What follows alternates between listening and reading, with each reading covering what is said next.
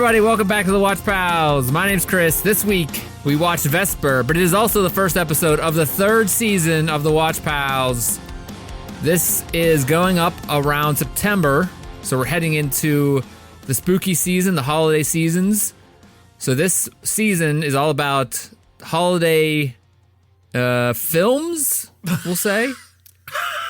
Just, relevant to the time of year. This is what they do when the seasons happen. They put films out. Scary movies during Halloween and holiday movies, and Before we get into all that, though, I want to introduce the panel pals for the third season. This season we have Brian. Brian, welcome to the show again. Glad to have you back. Thank you. Thank you for having me back once again for season 3. And fun fact, I have seasonal allergies. Well, that brings us to Jeff. Speaking of seasonal allergies, Jeff, welcome to the show. Season 3. What the is that supposed to mean? You got that dander for us. He's a dandy guy. I don't think I do. I don't think I have that. Well, welcome to season 3, Jeff. Thanks. And back again for season 3. You know him. You love him. Maybe he's happy this time. We set the switch to happy AI. Jordan, welcome to the show. Yeah, we still got some kinks to work on that one. Some programming on the back end. I think that was the kink setting. This week we watched Vesper, a show that I picked that was pitched to me as a sci-fi horror movie. And as I was told... Already pleading his case, yep. As I was told, one... Apparently, scary movies are supposed to start in September, which that's news to me. 2, I was told this wasn't a sci-fi horror movie, and I was lambasted for it prior to recording. So thank you guys for that. Yep. And I'm sorry for taking you down this road if it was so horrible for you.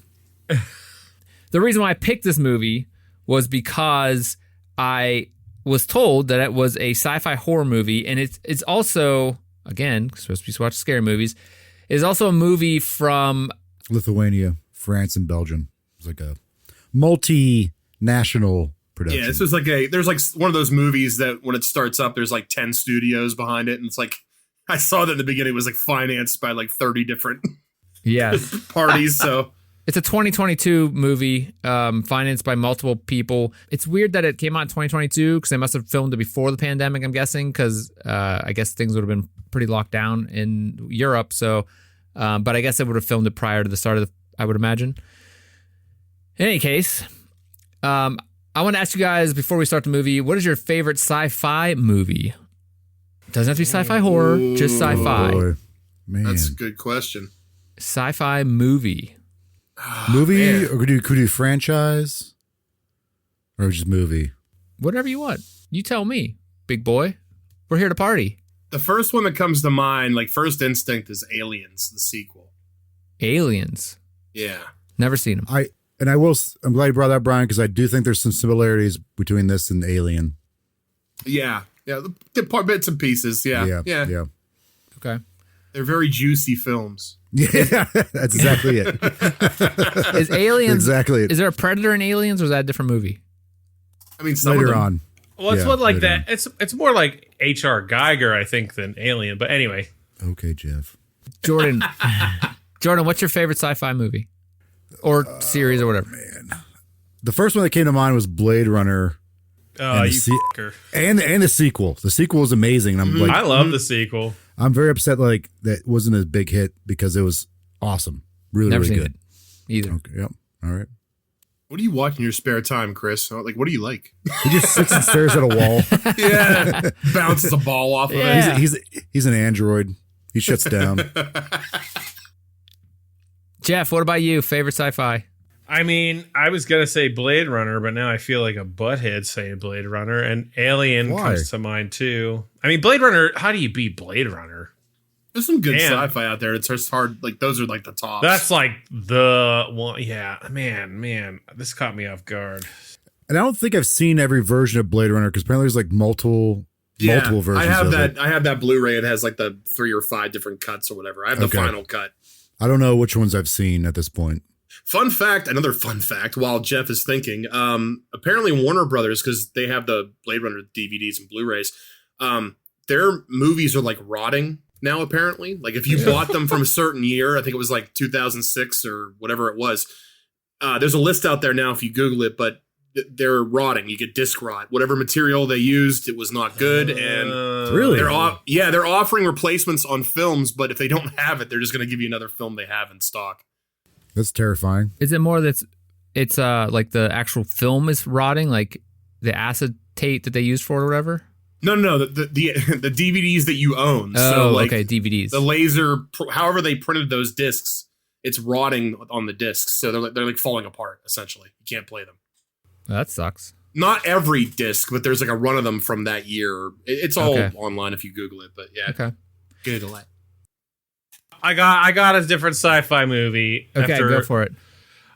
So Blade Runner would have been my first choice, but this is a really good one, and I think it's a little. I don't want to say it's a deep cut because Tom Cruise is in it, but it's not like Mission Impossible, and it would be Edge of Tomorrow. That's a great. Tomorrow. Didn't they call it a different title? Like for a little bit too, they called it like Live, Die, Repeat. Yeah. That was like the tagline. Right. No, the Japanese version. It's actually based off of a manga. Okay. That's called the best All title. You Need Is Kill. That makes sense. I've heard of that. Yeah. So then for whatever reason they made it into a movie here, and I really liked it. And then also District 9?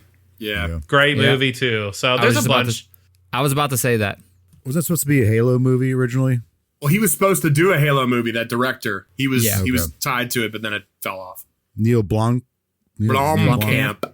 Yeah. Blomkamp. Oh, that's a great movie, actually. Yeah, that was going to be my choice. Something I've actually seen. Does Dune count? That's sci-fi. Yeah. Yeah, Dune. Yeah, what sci-fi, like, is Independence Day sci-fi? Definitely. Okay. It's just science fiction, so, pretty broad, I guess. The Expanse is an amazing science fiction series. If you're ever it's on Prime, right? Yeah. Amazing series. I don't know if I mentioned that on here before, but I would say District 9 is probably my favorite sci-fi movie. Maybe next by Starship Troopers or Independence Day. Oh, Starship Troopers, fantastic. Oh, Starship Trooper. Yeah, that would be on there. Starship Troopers is like one of those movies you're like, this has to be a B film, but it's just good. I don't know why. Would RoboCop be sci-fi? Yeah, I guess. It's an action movie, but he's a robot for crying out loud. The best RoboCop thing I've seen is the thing on YouTube where he's just going around shooting dudes' dicks. Yeah, he's blowing them off in that scene. It's so good. It's our RoboCop remake or whatever. Yeah, that's where a bunch of different directors did it. It's a different parts. Yeah. That scene is hilarious. Yep. Just do it. Yeah. Yep. Anyway, Google that, guys. Look it up. So we're going to get into the show here. At the end of the recap of the movie, we watched Vesper. I think it's technically, I guess maybe in Europe it was called Vesper Chronicles, but it was the big thing about this movie was only made on $5 million, which was kind of surprising. That was their budget was $5 million. So that does seem like not enough for what I think the visuals were really awesome. Yeah. I was just going to say the CG stuff, and even like the physical stuff they were doing in this movie was pretty impressive for $5 million. That's crazy. Yeah, for most of it being shot like in some woods somewhere, like some guy's backyard. But so this movie was only filmed on was only made with $5 million, which is great. To see that type of quality coming out. But what was that, Jordan? Euros. Oh. Yeah, Chris. So that could be like $5 million. It's a little bit, the conversion rate. Or it could be 4 point something. They made this movie for $500 million. No, that's yen. That's yen, Chris. I'm sorry. All right, so we're going to get into this. We're going to talk about Vesper. The big thing with this movie, again, is it is considered a sci-fi movie. I thought it was sci-fi horror. Again, maybe some people don't understand how to delineate different genres, but whatever. If you're scared of this movie, I don't know what to tell you. You got to be scared to go outside. You could be scared of like a futurist type of thing, what could happen. But dystopian future, yeah. Screaming before you go to sleep at night for the future. Yeah. Well, have you ever seen The Road? Yeah. That is super scary because it's like Of so all dreary. the films you haven't seen, you've seen The Road. I've seen The Road. Is that with Viggo Mortensen? Yeah. Yes. I And haven't seen that. I seen it because I had a phase not too long ago where I really liked Like Bleak. no, I just like post-apocalyptic movies or stuff, and that was just something that popped up. Didn't you like Jericho? I did That like show? Jericho. That was a weird time in my life. That was college. Break the walls down. Yeah, they That canceled that Jericho show too. like after the second You season. made the list. It was all right. So let's go over the Vesper Chronicles, or Vesper, it's called here. So no one's seen this prior to No. this, right? No. And No, I will no. say, upon watching the preview, I was excited. It looked cool. Oh, a little spoiler alert there. I thought this was going to be another like Mortal Engines, Jupiter Like Ascending young- kind of thing. Young Young adult. adult. I think it technically is. Here we go again. It with looks like Kristen's it. Young adult picks. I think it is technically young adult. Like, I guess maybe in different countries. I'm not sure. Because it's, like I said, I think Vesper Chronicles was the name. Is there a book or something? I don't know. For whatever reason, all the young adult movies have like this crazy look to them as far as like the color. Drab. It's like they like bump the gamma up though. It's very drab, and like the colors, when they actually do show color, it's like this big, like, Yeah. it's for effect. If this is a young adult novel, they base this on you, though. It's like, it's so. Yeah. That's the thing, though. Like, I was definitely another young adult type thing that Chris picked, but there's certain things in there I'm like, this, I hope young adults aren't reading this. Because, right. They're like, going pretty hard in this film. There's some certain things Elements. going on there. Yeah. I mean, the box office was 1.5 million, so I guess it wasn't too successful. And that's in dollars, Jordan. Okay. But I guess it wasn't that successful. So it doesn't look like it was a book or anything. But I don't know if it got like a huge like theatrical release or anything. It might have been like a digital thing or like a limited deal. yeah, maybe. I think it's big in France. So it doesn't seem like it got 90% on Rotten Tomatoes. So I don't know what that means. So great. Well, the higher the percentage, usually better. Okay. That's how that works. That's how that works. Okay. Anyway, let's get into it. So the movie starts with a I don't know, like what is that? Like a little, is that not a title card, but what's that called where the words come up? And it like kind of Prologue? sets the scene. Yeah, I don't know. It is a title card. Yeah. Yeah, it's like a long time ago. Like the Star Wars credits roll. So it just like sets the scene for what we're going to watch. And what Vesper starts out is it says, this is exactly what it says, a new Middle Ages. To avoid the imminent ecological crisis, humanity has relied massively on genetic technologies. It was a failure. The laboratory created viruses and organisms spread throughout nature, wipe out edible plants, animals, and almost all of humanity. Today, an oligarchy thrives in fortified cities, the citadels, while the rest of the population struggles to survive. To feed itself, it relies on seeds traded by citadels, seeds bridled to produce only a single harvest. So the big thing in this world is like, for some reason, the seeds all got like, they can't reproduce. Yeah. But they can't reproduce like over and over and over again. Right. The Citadel decided to do that. Oh, I didn't get that. Yeah. I don't know if they really explain why they did that though. So I don't know. I think it was just, well, they probably used like the limited resources of whatever pickle they got themselves into with this like ecological event. Yeah. So you start out and camera opens to a girl, a person, it's a human, kind of like digging through the mud in this like really kind of swampy area.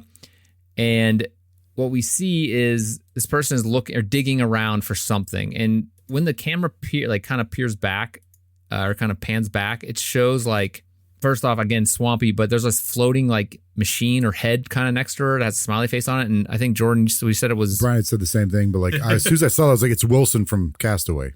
Yeah. Looks like Wilson it's done in 2.0. blood. Yeah. Never seen it. But so... What? This guy. I've never seen it. Anyway, so this person you come out to find later, her name is Vesper, and she is about 13 years old, and she's digging. She finds like some other stuff in the kind of mud, like I don't know, it's like a rutabaga or some kind of vegetable, maybe. She's scrounging. Yeah. Yeah, and there's Rutabaga. some bugs or a caterpillar she finds, but whenever it zooms out, you see like these big, I don't know, machines that are kind of like in the ground all around her that are real huge, like building size. I don't know if what the hell they're doing. I don't know if they're alien. I don't know if they explain what they are. They never do, no.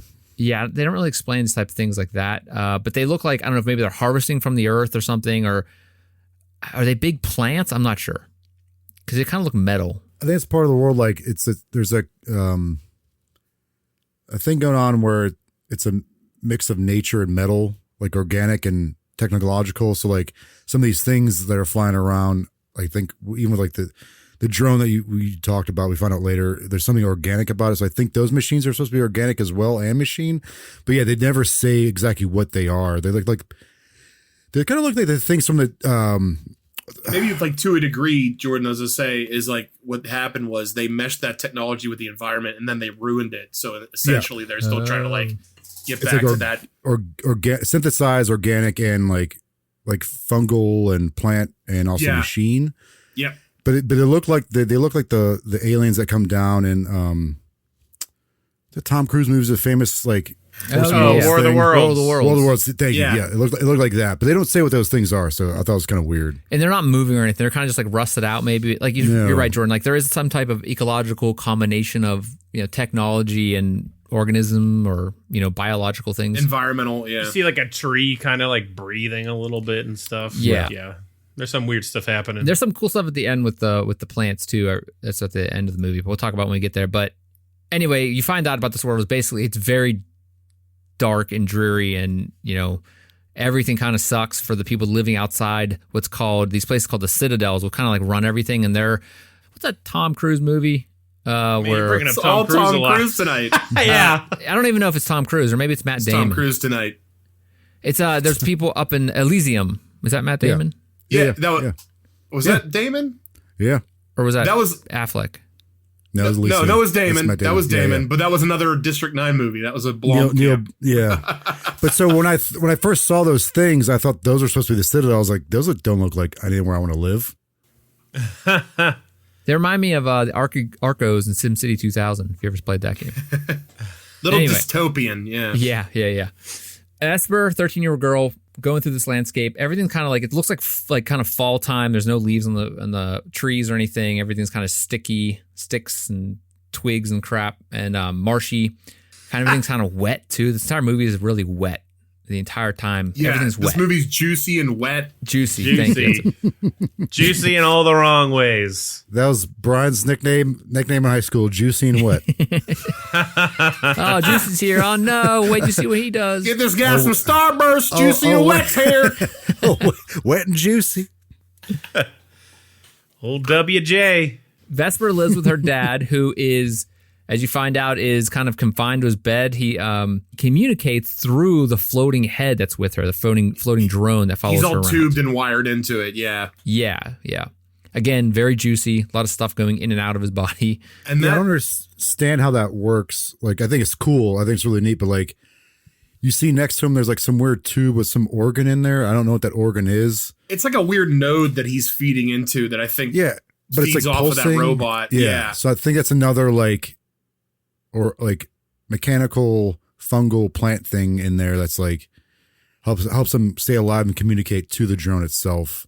They don't explain it, but I think it's cool though.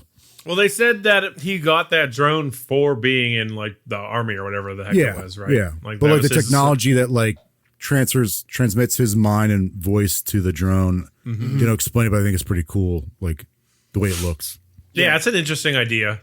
Yeah, I think the little organ, Jordan, though, do you think that's a ventilator that's like keeping him breathing? Because he's on a ventilator. There's something inside it though that's like pulsing. I don't know.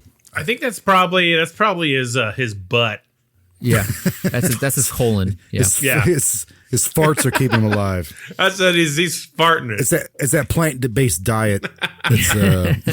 He usually plays a bad guy, that actor, in a lot of movies. He was in a Rob Zombie movie as a killer clown. He was Joe Chill in Batman Begins. Oh, that's right. Yeah. Is that his name, Joe Chill?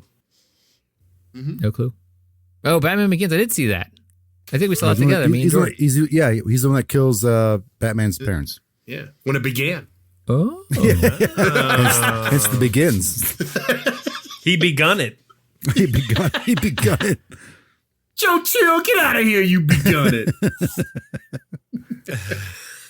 All right, so Vesper goes in to see her dad. He has a feeding tube, and she makes him a mush kind of dinner. and it's kind of like mealworms in it. And it's all gross and brown, and she's like putting it into his feeding tube, kind of squeezing it down. I think his dad says like, "Oh, it's hot," through the robot. So he speaks through the robot, which is what you find out here. And it kind of seems like, I don't know, it doesn't like resent her dad, or like kind of like, I don't know. There's kind of this weird relationship, it seems, with them, where she's trying to like helping him, but then you find out why later. But at this point, you're like, is this his dad? You're not really sure who it is. Why is she helping this person? He also didn't seem like he actually wanted any help. I mean, he's beyond his means other than the robot, because he can't move out of the bed, obviously. Yeah. But she's also, you know, like you said, Chris, she has other motives, but she's also like a teenager, so she wants to like explore this like outside of like the home and everything beyond that, like the forest, I guess, and move on to the Citadel. Yeah, because she does take off right after this with the robot in tow, and she heads to. I really didn't understand what this was, but it's this kind of dark room in an old building, and there's like a corpse just sitting there in a chair. I think I know what it is. Is the corpse her mom? I think so, or it's another close family member that she. Well, I mean, the robot, her father, but it was saying Father Floaty Head says, "I need to recharge because you're taking too long." But I don't know if that's because of distance or that he doesn't want her to hang out with the former family member too long, or whoever that corpse or a is. corpse. Yeah, right. Yeah, you're being weird. I'm gonna go home now. She does mention multiple times her mom took off to go join the Pilgrims, which we'll talk about later. Is that something she's just telling herself though? But that's why she keeps on wanting to go to the Pilgrims. I think is why they follow him and stuff like that, which we'll get into. But I don't know. I mean, I thought maybe it was her mom at first, but then you find out later. I'm not sure. But anyway, she's in this room. She's using a flashlight. It's dark, and she's kind of doing some kind of genetics type of testing or something. You kind of get this idea that she's trying to figure out how to grow food or do something with what's going on, like kind of survive. So she's doing something in this room. There's kind of chemicals or something stored there. She kind of vaporizes the caterpillar she found like prior at the beginning of the movie. So I'm not sure what that is, but the robot gets startled. There's a crash somewhere, and she goes out of the big building, and there's some kind of person out there gathering scrap metal. And they call them the Pilgrims. They wear these weird kind of things over their head. And she does mention in the next like scene, I believe, that her mom was sick, and she went off to join the Pilgrims, or somehow the Pilgrims are sick with some kind of sickness. Yeah, it's a bit of a while later, but yeah, she mentioned that they can't or decide not to talk. They cover their faces, and there's essentially just like veiled faces. Yeah, they just collect scrap metal, and no one really knows why they're collecting all this scrap metal. But you find out later why they're doing it, but don't really explain why exactly they're doing it. Metaphorically, maybe. Yeah. It's worth talking about what they're wearing too, because it's almost like they have like little tents on their head. Yeah. So, and it looks interesting. It's actually, I think, a pretty cool like design for like a costume or whatever. I would assume there's something religious behind it, because I mean the original Pilgrims are religious in nature, so I'm guessing there's some kind of that makes sense. correlation there. The fact that they don't talk might be a religious reason, but Do you think that's like a thing? But they're not. The people that made this aren't American. Do you think that's like a cultural thing? Lithuania, I think, is mostly Catholic. Okay. But I mean, I'm not saying those people that made it are Catholic or like believe in that stuff, but it could be a subdued or like hidden kind of thing dealing with religion, maybe. Yeah, maybe it's just how they're representing religion in this world or something, Okay. right? That makes sense. Belief system, yeah. So anyway, after she sees this pilgrim, it walks away with carrying a sled or pulling a sled with all this metal on it, and she heads back to her house. And the door's open. The one cool thing I like about this is there's you see these like kind of plants, like you kind of start seeing as she's walking around these like different types of plants that are in the environment now. And there's like the ones that kind of stab at whenever she first came home, there's these ones that like that come out and try to stab her feet. Mm-hmm. And then when she gets back the second time, they're all dead. Yeah. There's like a fungus kind of thing going on too with some of this stuff that like breathes, like shoots out spores on the or something like trees. that. And yeah. There's a lot of different plants that do different things, but she gets home and she notices someone's been there. She goes in and looks around and notices that you find out it's their generator is broken. like someone cut it, and it's full of this blue juice. So again, going back to the juiciness, obviously she's worried about her dad because the ventilator isn't running if he doesn't have power, and then the robot can't recharge. So there's kind of a couple different things going on here where you're finding out that the power's kind of biological in nature, and it's generated biologically, and she's in this kind of thing now where like she lost some of the stuff she's been working on, and she needs to kind of save her dad by getting power. Because that's all she has is her father, even though he's in like a vegetative state. That's like all she has. Yeah, exactly. So she goes off to see her uncle, which is part of this other community, outsider community. You don't know it's her uncle yet. Right, but she goes off to see another community close by. I don't think her dad wants her to go, but again, that's him not wanting to put her in danger. So you find out there's something going on in this community. Something's up. When she arrives at this new community, which is just a group of people, there's this, it's some kind of living being that's screaming, which is terrible to hear. Yeah, right. The Juggalos are back. The Juggalos. Remember that movie Powder? Oh no!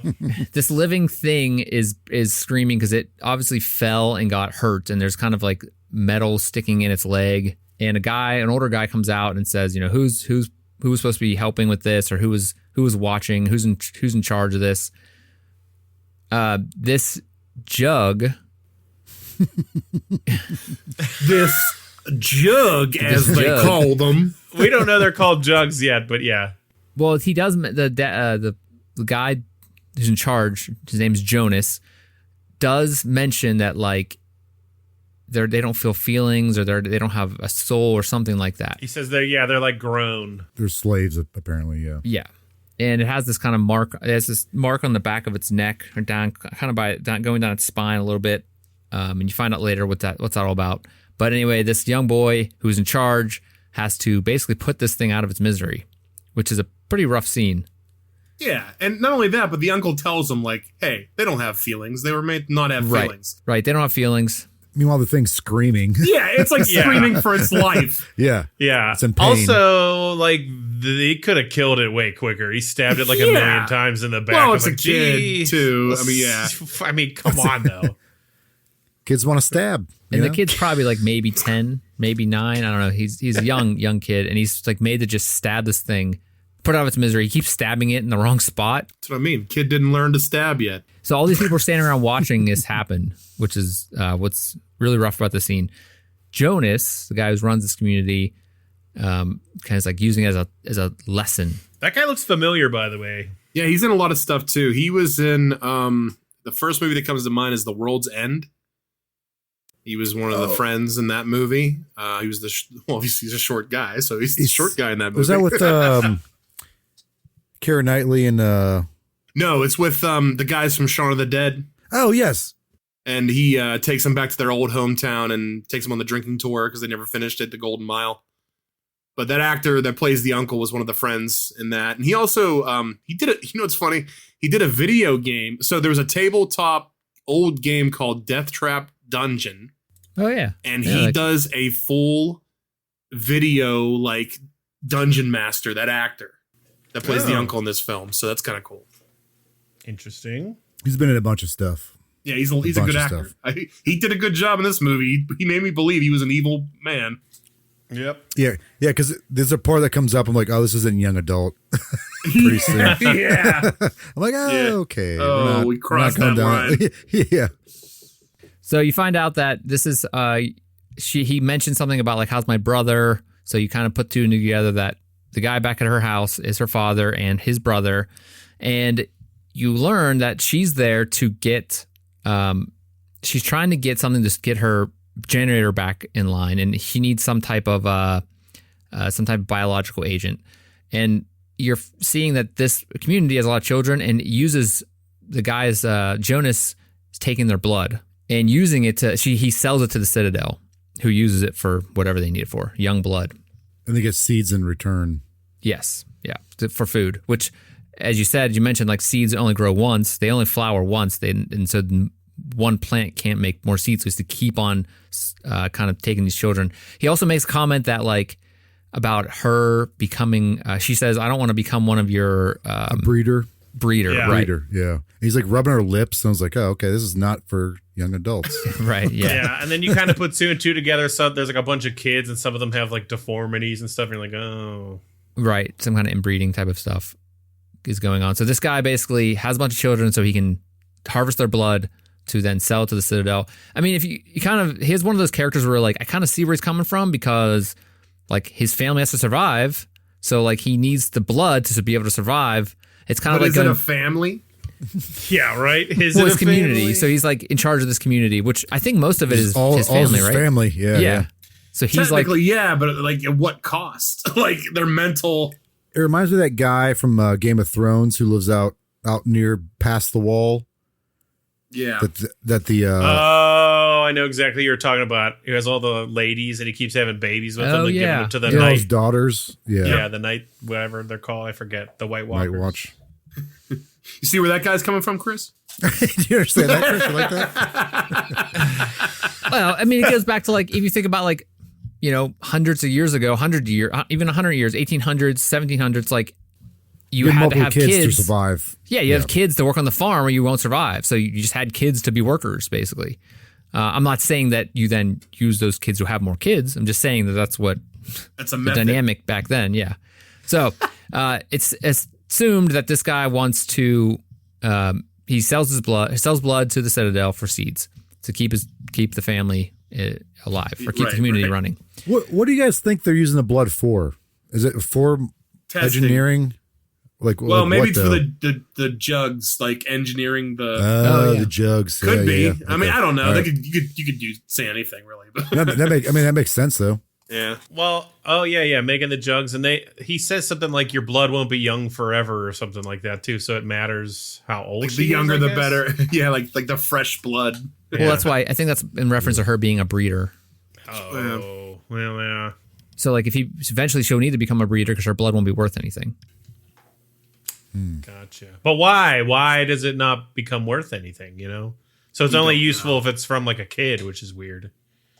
I'd imagine it's because, you know, eventually your blood isn't as strong or maybe your body doesn't produce as much of it. I don't know.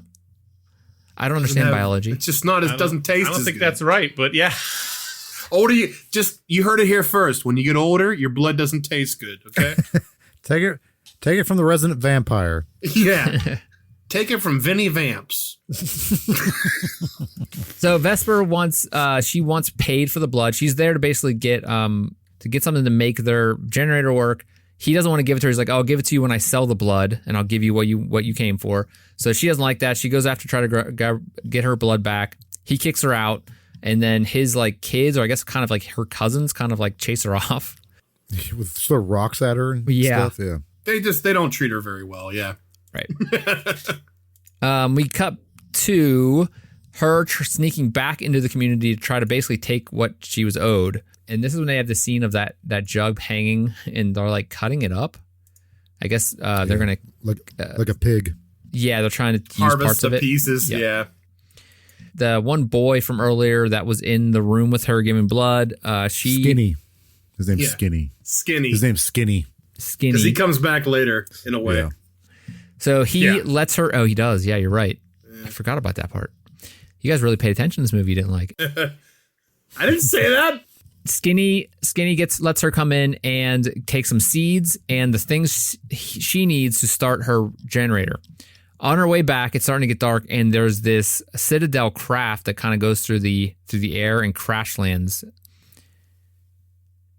She heads back home because it's getting dark now. She starts up the generator, gets her dad back online, gets her dad's floating drone head back online, charged up, and she gets a bunch of seeds that she steals also. Because Skinny let her. Yeah. Right. He let her into their kind of storage area that's supposedly, safe to get seeds. Yeah. And there's a thing where when he takes her, he's the one that takes her blood. And you see like a little eye exchange between the two of them. Not that anything's going, like the comfortability, like he seems like he likes her. Right. There's some kind of connection there is what you're trying to. Yeah. Yeah, because it seems like this kid just like works for the Jonas or something. He's not treated real well. But he also flock, right. Yeah, he also likes her to some extent. As her maybe cousin. Well, yeah, right. The next morning, she's walking around looking for that crashed aircraft.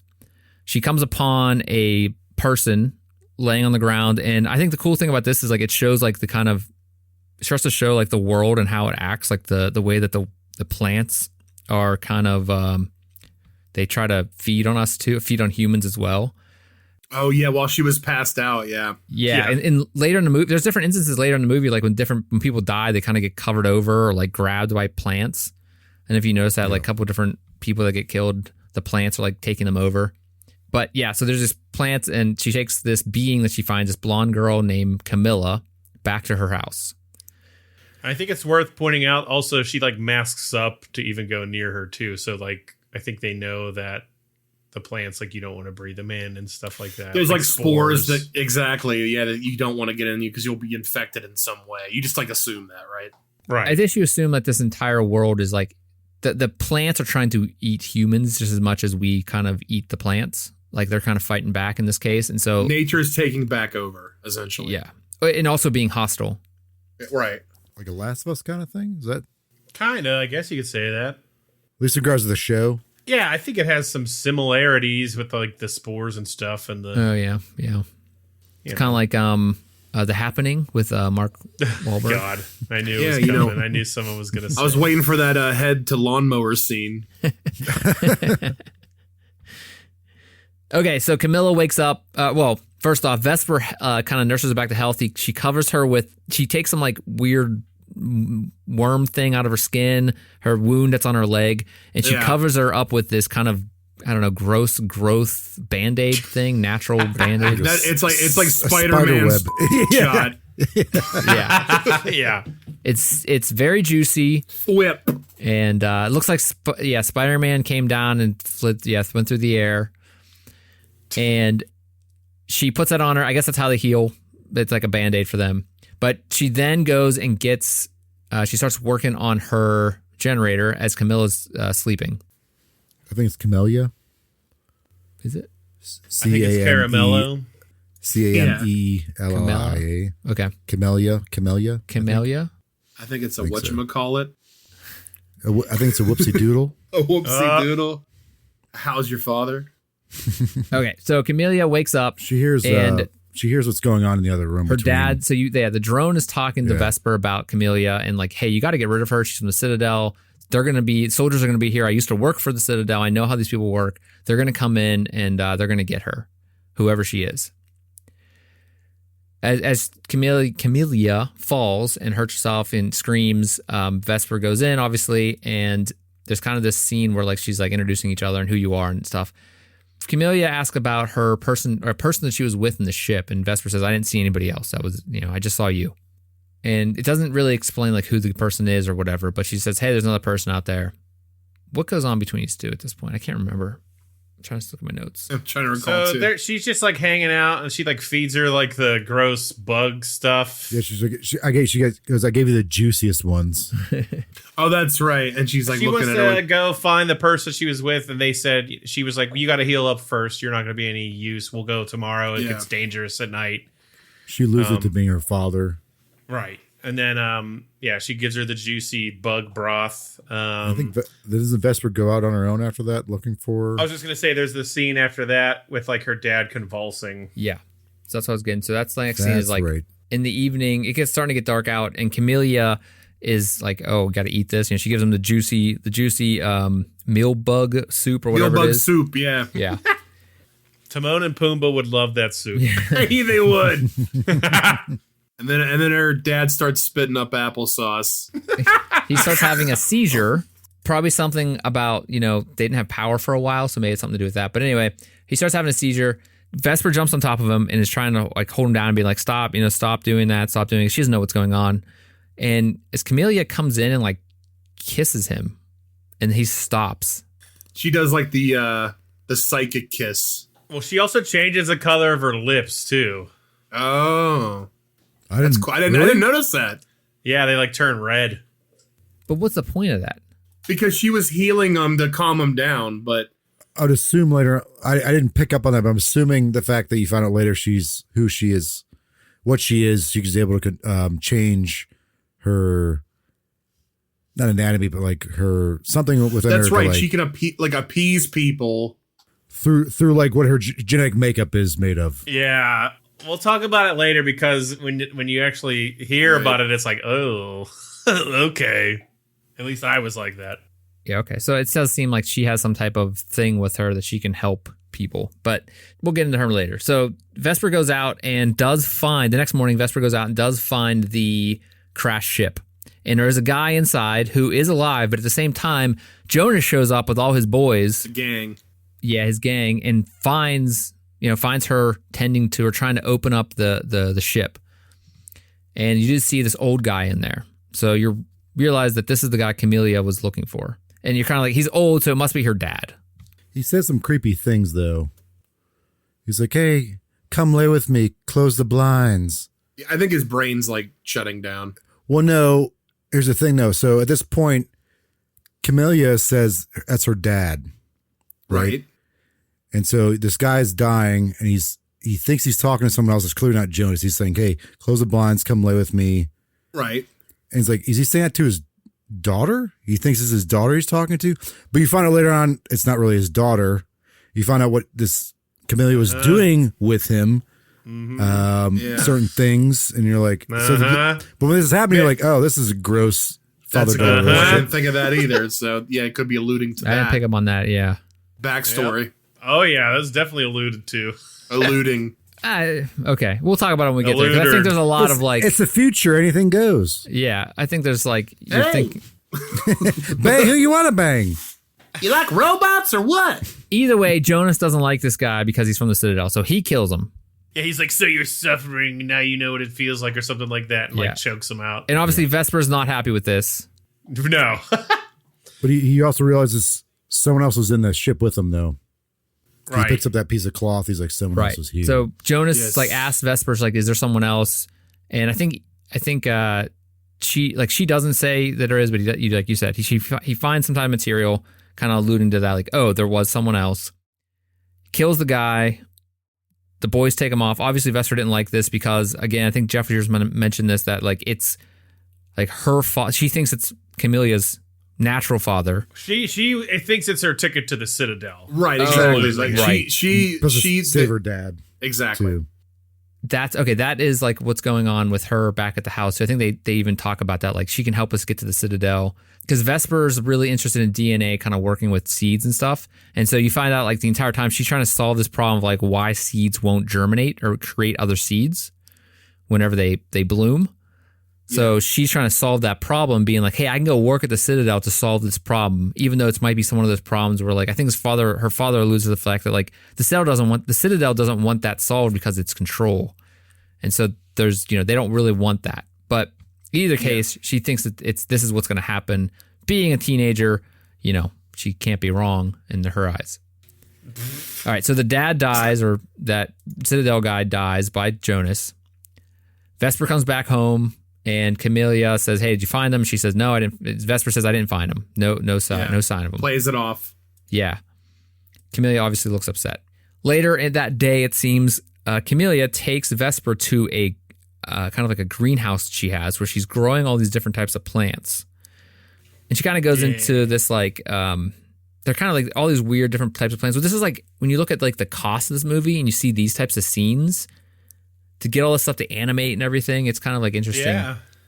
They're really well animated, Good really studio. well. I was just going to say, like, yeah, the visuals do look cool. And I think half of that is because it's plants and stuff, right? It's not like making like a dog or something. Like Right. you can, and it's almost, it's otherworldly plants too. It's really painting this cool picture of this is what this is like. And I think it's worth noting too, when they get there, she's like talking about the plants, like they have like feelings and personalities even. And when Camellia bends down to like she puts her hand on one and it kind of like touches it. And she's like, oh, this one likes you. And at this point you're like, okay, whatever. But later you're like, oh, I wonder, now it makes sense why that plant like liked her a little bit more. Right.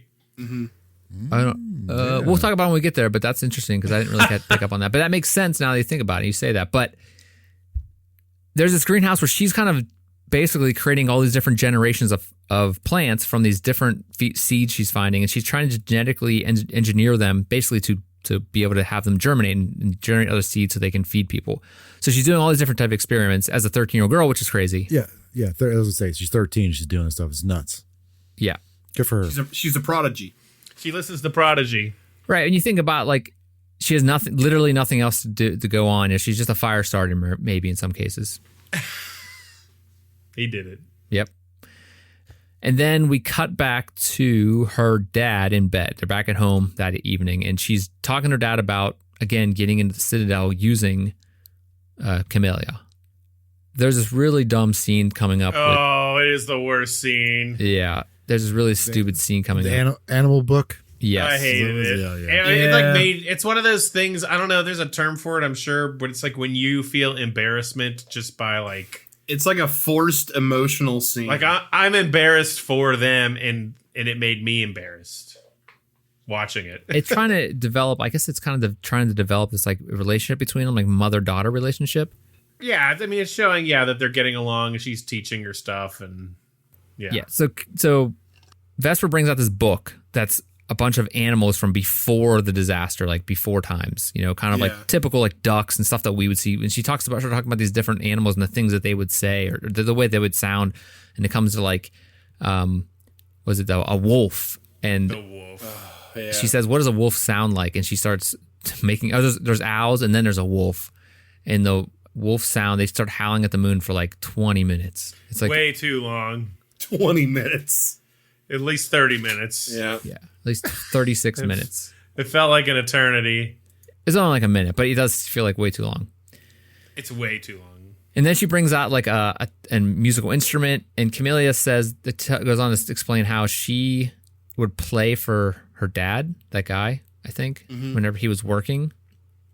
And she starts playing a song, and there's this flashback, or not a flashback, but like, is Vesper talking about her mom becoming a pilgrim at this point? But they flash to like a bunch of pilgrims dragging a bunch of garbage across the desolate wasteland. Yeah, she's Camellia is playing the subtitles on a zither or zither.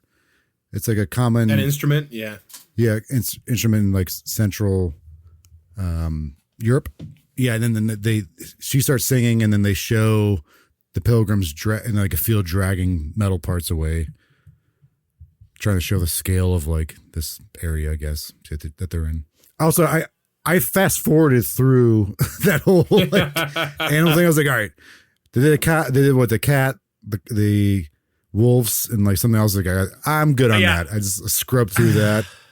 I just watched it again because I wanted to see how long it actually went on for, and she does the wolf howl for about 20 seconds. Yeah, okay. I was able to hit skip twice. Sounds like about 36 minutes. Yep. Felt like an eternity. Yep. All right, so Camellia needs to they need to message the Citadel to say that she's there, because Vesper knows like if Camellia can get, I guess she said no, her dad wants her to go message the Citadel to say that Camellia is there, so maybe the Citadel will come pick her up, right? So the dad's like, get rid of her, but okay. Vesper's like, hey, if we tell her we have her, we do a swap. I could get you and I in as long as she's brought back, and then we can like stay in the Citadel. Yeah, they can take care of you. And so for the longest time, Camellia's like, yeah, that's fine. We just gotta find my dad. He's higher up, and he's kind of like Vesper in the same way. Like he knows all the stuff. We find him. He can get us in. He's a scientist in the Citadel. Yeah, you'll be taken care of. Your dad will be taken care of. He'll get the best. Like he'll be cured. Get you the whole package, basically. It doesn't work out that way, obviously. Right. So that's the thing is like her dad says get rid of her because he knows what the soldiers will do. Yes. Yep. So Camellia wants to see her dad, but Vesper wants to just message them and do the trade. And so she says the only place you can message people, or the only person with a radio, is her Uncle Jonas at the Jonas, plantation or whatever it is.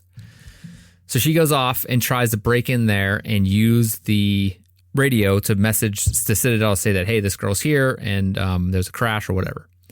When she gets there, her dad bot, whatever his name is, goes off. Dad bot. Dad bought 3,000.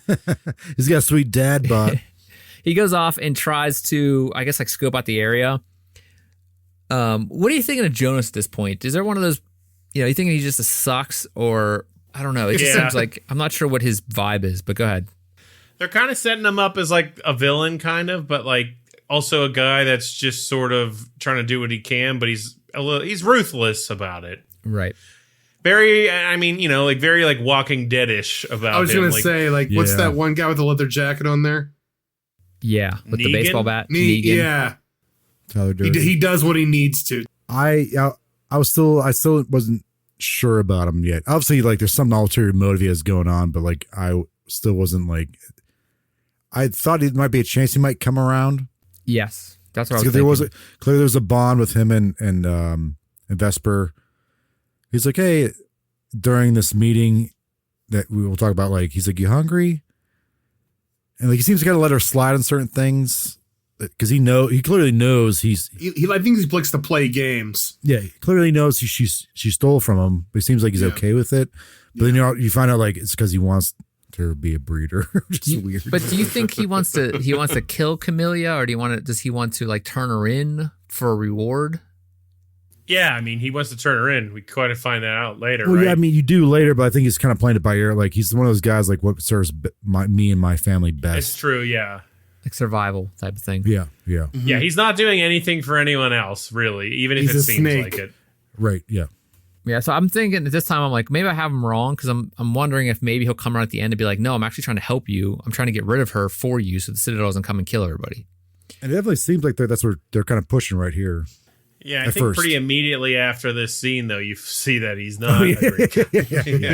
Well, so the dad bot goes off, gets captured though, and she goes in after him into this kind of community. Jonas is in his room with his cultivating his plants or his food, and he brings up the fact that like, oh, you were here last time and some of my seeds went missing. He eventually leads on to say like, oh, Skinny, he kind of let the guard down, so we had to get rid of him. Had to take care of him. Oh, what did he say? Silence him, or he blamed it on bugs coming in stealing the seeds. It's like he had to be taught a lesson or something like that. Yeah. And they made him stay outside or something. But at the same time, this is where Jonas is like messing with Dadbot, and Dadbot gets kind of messed up from it, like kind of breaks him, I guess, on the inside. He's his hand up this butthole thing. Yeah, and that's what I kind of like. I was like, okay, I like the idea of their technology here, because it reminded me of that first Alien movie when you find out like Ash is an android. Mm-hmm. Something like liquid and spoiler, like juicy. It's like all Brian was saying, but still organic. Like they keep showing his hand shoving in there and like clear some kind of weird organ. It's like clam chowder, boiled noodles, organic, but also like technological organs going on there, which I thought was really, really cool. Like I feel like you don't see it too often. It looks like two pierogies that are real buttery. Two buttery pierogies slopping around in a fishnet. Yeah, but it makes it even worse as a viewer to see that, because he's fine with it, and he goes up to Vesper's like, put your hand in there, and he's like still digging around. He's like, pull something out. He's like, yeah, he's all better now. Yeah, he fixed it. Like it's something's very organic in there, even though it doesn't look like the normal human anatomy, which I think is like cool. I can see that maybe being the horror part of it, but like I wouldn't say that. No, but it's gross. It's definitely gross to watch that, though. It's gross. Sure. This movie has a lot of gross scenes. It's very juicy and gross. Or the plants and the fungi, like I think it's one of its most redeeming qualities. I agree that the environment is the star of the show. I think. Yes, I think the visuals are amazing. Looks of the film, yeah, especially with the budget, like Chris was saying, with the budget they had, I think they did a really good job for sure.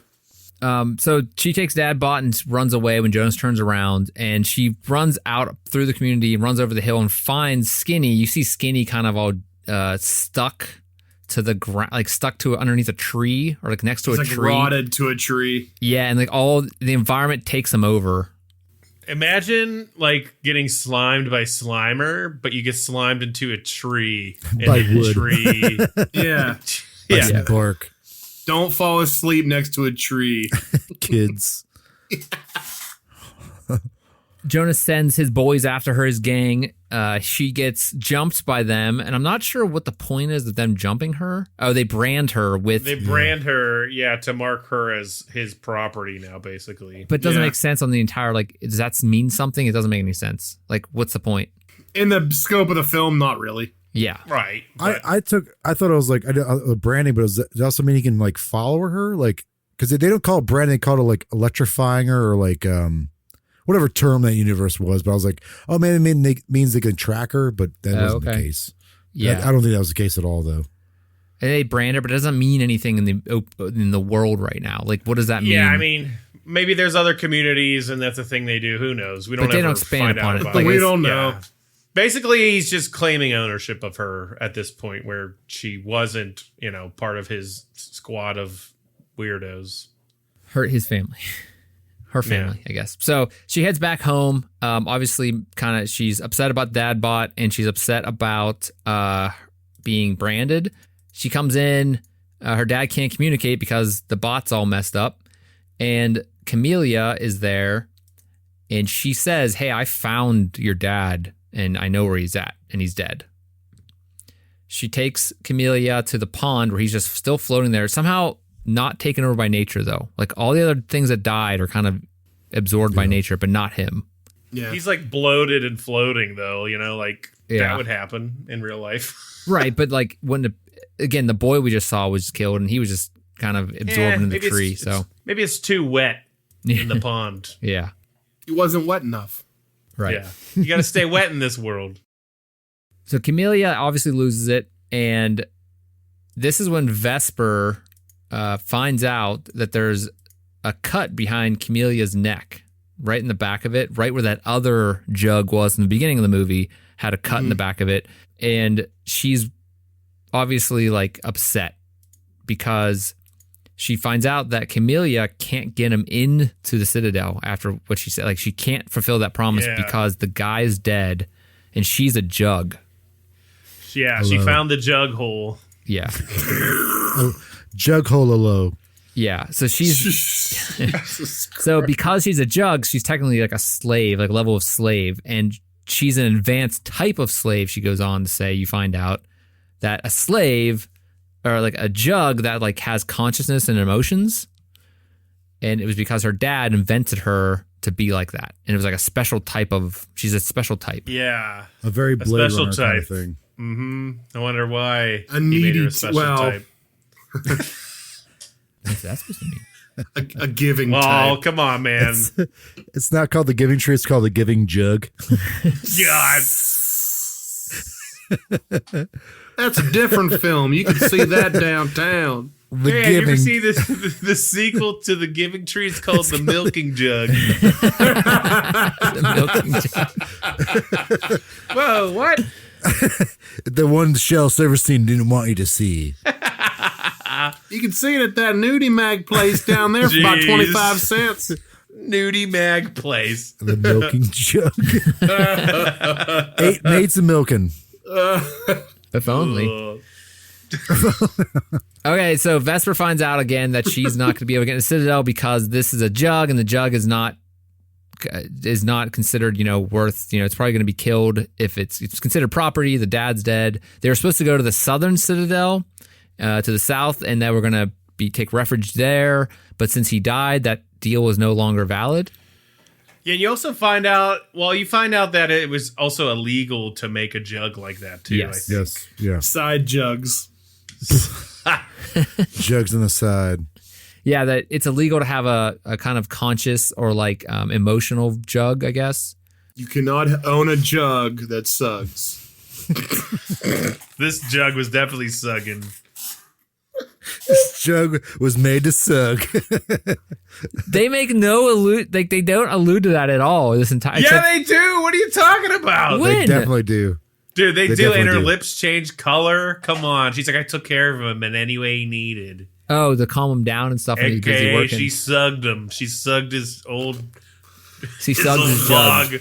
jug. Why are they called jugs? That's just a weird term for this. Like, They're probably No. the writer was a fan of the magazine. That's it. What do I That's call why. this? I am at a writer's block. What do I guys, do? let's brainstorm. Yeah. It's like, So it's like 3 it's basically a.m. an android, but like if you think about like all the other like every other zombie movie or zombie series has to come up with a different name for zombies. They don't want to call them zombies. Usually it makes sense, like walkers, I understand, but like, do you think he's just coked out, thinking he's talking to a bunch of people? He's like, what do I call these? He's talking to people, but he's just coked out of his mind. He's like, jugs, that's it. Jugs. Why do you call them that? Well, because we're all made of water. Don't you get it? Yeah, maybe it's like an empty jug. You know, I don't know. I'm Time to. You want to fill up a jug, don't you? I looked down at the table. There's like magazine jugs right there. 2 and 2 equals 4. Get the message. Abracadabra, motherfucker. All right. So they head back to their house after Vesper's upset that Camellia basically is a jug and she can't really help him out. She's not going to be able to do anything for him. She's a juggy. And they've been like harboring this jug. Harbor the jug. We got to get off of it. This is stuff for reals. Camellia tries to kill herself with a knife to the back. I'm missing the back of the neck. She couldn't find it, yeah. I am assuming that's the only way she could kill herself because earlier she healed really fast and I don't know. She pulled an Yeah, X-Men. she's trying to stab that like She's trying to stab her jug hole. That's where her dad got her. Oh, no. No, God. No. I'm wondering if like do they allude to the fact that like maybe the jugs are like part plants? Yes. Okay. That's why when she touches the plant earlier, remember? I was just talking about that. And that's why when you put that finger near the jug hole, it like yeah, it's like okay. it touches you tries back. to absorb you. The jug hole. No, but when Vesper's like, hey, I want to, can I, what'd you say? Can I study you? There's like that weird like fungal thing kind of comes out. And she's like, I'm going to lock the whole seed. Because The DNA sequence. Yeah. To let them like, yeah. Jugs unlocking the seed. Yep. Vesper's talking to her dad while Camelia's trying to kill herself about going to turn her in, and maybe that's a way they can get in the Citadel, or like go to the Southern Citadel and turn that jug in. Yeah. And then that's Vesper stops her from killing herself, obviously because she needs her alive so she can take her to the Citadel. And that's whenever you see Vesper, it cuts to later in the evening when Vesper's trying to, she uses like this weird DNA iPad or something. I don't know. I thought that was cool. Like it's something like usually when you see sci-fi movies, it's all just a screen or like something fake, like that. Like like computer, yeah. Yeah, it wasn't cool. Like it wasn't great. But it was something different. It's like a It was biological interesting. iPad. It was interesting. Yeah, it was organic looking. Yeah. So that was. It makes me wonder how she got it though, because clearly no one is well off in this world. So it's like, She how built did you it. get She this? built all the other. Do you think she made that or like stole Maybe. it? Or maybe her dad got it whenever he got the robot. Like that type Oh of yeah, thing. maybe. Oh, maybe it's the robot. It's like whenever we used to get like a Mac, scanner. like the a Mac robot 2. stomach. A what? A Mac 2? Like whenever we were growing up and we got like a Packard Bell with the Windows 95 or a Mac 2 or a Mac 1, you know? Dude, you're getting a Dell. Yeah. Dude, you're going to hell. What was the one with the Gateway? Was the one with the cube that was the cow, right? Yep. Yeah. Yep. Cow's Gateway. I had 75 megahertz Pentium 1 Oh. trying to play Rainbow Six at my house and it Dude. didn't work. And you brought your No, whole that was PC no, over. this was before. It was like middle school. I tried to play Team Fortress and Quake. My computer sucks so bad I had to use a boot disk to play Doom. Oh, wow. That's true. I just had Encyclopedia Encarta. What was it? Encarta? Yeah, Encarta. Encarta? Encarta 95. Compton's Interactive That's all I Encyclopedia. had. That's all I have. That's my only all I memory of old computers. You're just trying to look up I listened to history. different tribes and wearing different clothes, Jordan. Different jugs. Yeah. Checking out different jugs. In history. Yeah. This week in jug history. Historical jugs. The Victorian era. So stupid.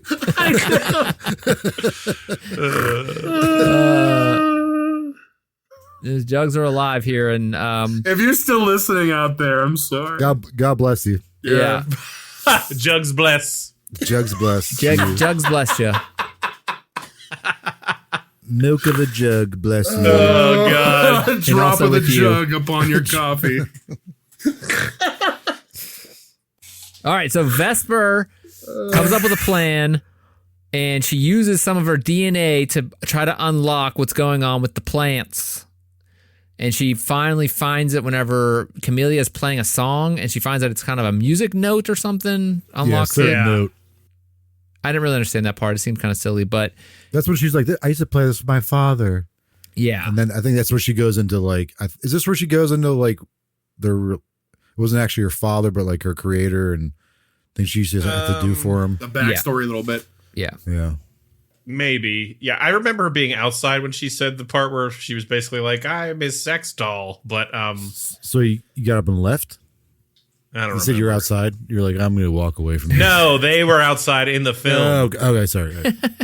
He watched it from outside. I was like, this is ridiculous. And I left. I can't hear anything. Yeah. What are they saying? Yeah, so basically Vesper figures out a way to unlock like the plants to like actually flower and create other seeds. So it's kind of a big deal. Evolutionary. Yeah. Revolutionary. Yeah. Revolutionary. Both. Vesper yeah, takes off and heads to where she has all like the old dead or the dead person sitting in the chair is, where she's hiding a lot of her work. And when this happens, Jonas shows up while she's gone, and Camelia's there obviously, and he finally finds out that Camelia's staying with his brother and Vesper, and he's like, I'm gonna take him, or I'm gonna kill you or take you.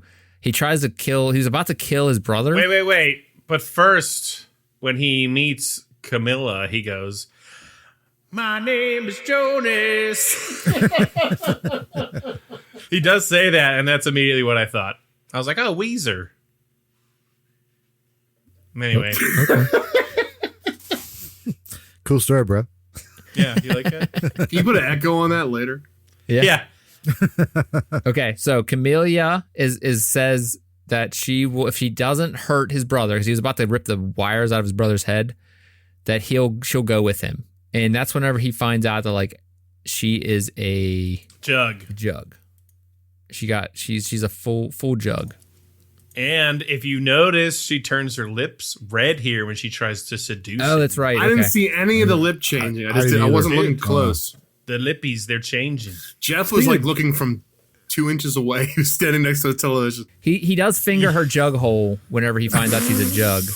And she's like screaming and she's not able to move. It's true. It was gross. You could have eased into that a little easier, man. Here in the United States, we have milk cartons. Do you guys know in Canada, they put their milk in bags? We had them in bags in school, though. Yeah. We had bags in did. school. But they got rid of them because people were just chucking them at each other and they exploded.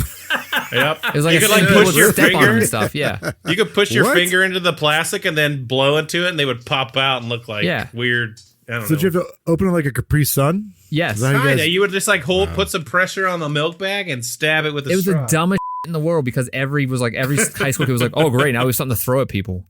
Yeah, bagged milk. wow. I don't know why. Yeah. Yeah. Like that really saved a lot of time and energy. Oh, man. Drinking milk in a third world country over here. All right. Yeah. Using your plastic, you weirdo, or your paperboard. All right. So he's fingering the hole on the jug, and Vesper comes in. He obviously is like upset, and there's a tussle. Gone so off the rails, man. There's a tussle. Yeah. There's a tussle. She stabs him in the hand, and Ah. they make a deal with Jonas that if he leaves, he won't mess with them, or she wouldn't mess with him, or wouldn't kill him. She says like, hey, there's enough for us to eat and for you to eat. Yeah. She said she Yeah. figured out how to unlock them seeds, and we could do it. We could thrive. Did he tell Vesper that? Yeah. And she slaps one of the Peter North Band-Aids on him. Good God. That's for you deep fans out there. There's a big thing here that I don't think he doesn't believe her that she can do that, but he's saying No, he like does not. because this takes the power away from the Citadel, which also can cause a problem if that's exactly what they want. But there's a whole power structure struggle here between the just normal people and the Citadel being in control of the seeds. I don't think it's necessary that he doesn't believe her, but I think he knows that Citadel has a power because they show as he's walking away, he takes the bandage off and throws it off to the side. Oh yeah. They make a big point of showing that. Right. So he's obviously going to go against his word, and he goes and it's understood that he contacts the Citadel and saying, "Hey, there's a jug here." So the Citadel shows up, and there's this scene where they're at night. She hears some kind of rustling outside, and there's these ships fly overhead, and her dad's like, "Hey, get down! This isn't good." And there's also electricity kind of going on outside, and you find out the Citadel's there, and this weird fungus comes into the room, which that was a really cool part. Like bacteria, fungus kind of thing. Yeah, like just spreading throughout the room, which I really don't understand the point of this. Was it just to knock them out? I think they dumped it ahead of time. Yeah. Yes, it was like a preliminary, like, hey, we're gonna knock you out, and we'll come in and like kill the survivor kind of thing. This was the flashbang of fungus. Yeah. Oh yeah. I wasn't sure if what was going on because it seems like it didn't really bother them even whenever it stopped.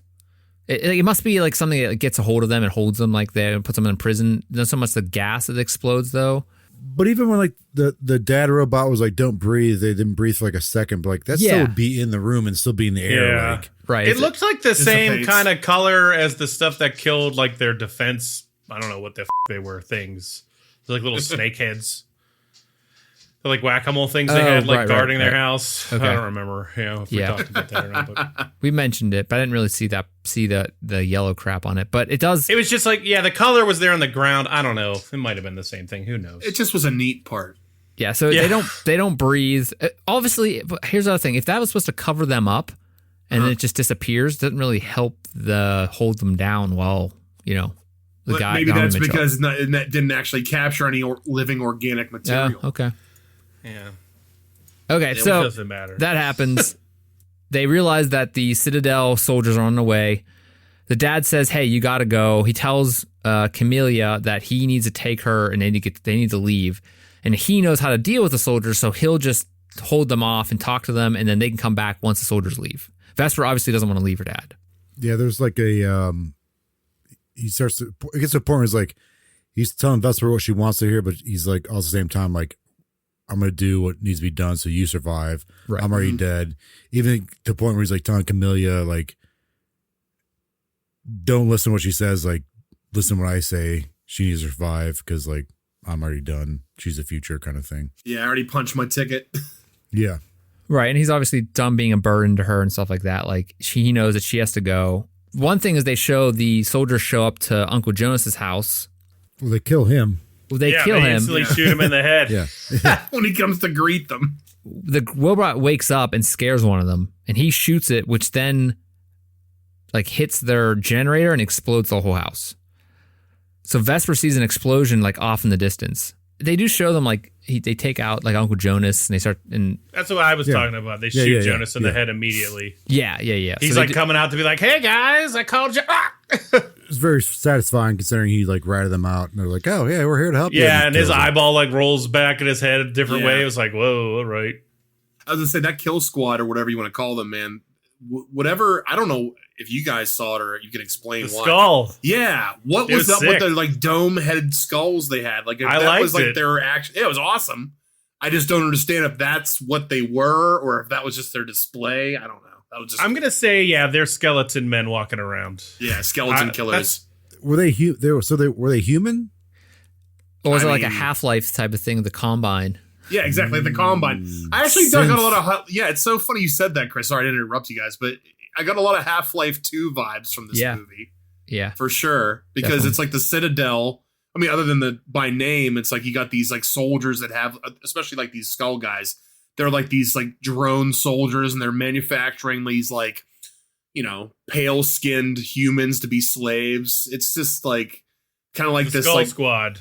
yeah, it's so cool, but they should have been the focus of the movie, really. They should have, because this is the best part of the movie. I like Yeah. this. The whole chase scene with them was so sweet. Yeah, so Camellia and Vesper obviously running away. Vesper is upset that she sees the house explode, but they know that there's soldiers on the way.